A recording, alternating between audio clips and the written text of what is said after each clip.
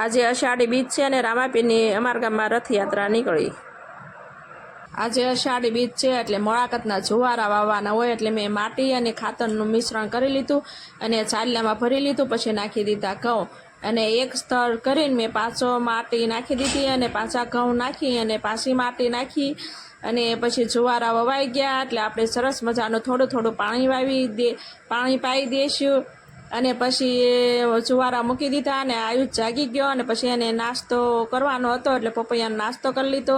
અને સાંજ પડતા આપણે અષાઢી બીજ છે એટલે આપણે ખીર બનાવી નાખી છે સરસ મજાની. પછી પૂરીનો લોટ બાંધી લીધો અને મશીન વડે પૂરી પાડી અને હું તળવા બેસી ગઈ. આપણે તેલ મૂકી અને તળવા મળી પૂરી અને સરસ મજાની ફૂલીને સરસ તૈયાર થઈ ગઈ. અને કોમેન્ટ કરજો કોને કોને પૂરી ભાવે. પછી મેં આખા વર્ષ માટે બનાવેલી વેફર તળી લીધી અને સરસ મજાની આપણે આખું ડબલું ભરી લીધું છે વેફરનું.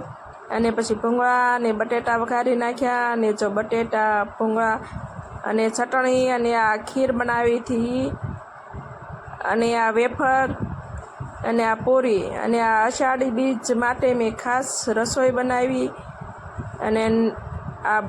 અને તમે પણ જમવા આવો અને આપણે નેક્સ્ટ વિડીયોમાં મળશું. અને લાઈક કરો, શેર કરો અને નવા હો તો સબસ્ક્રાઈબ કરો. Bye bye.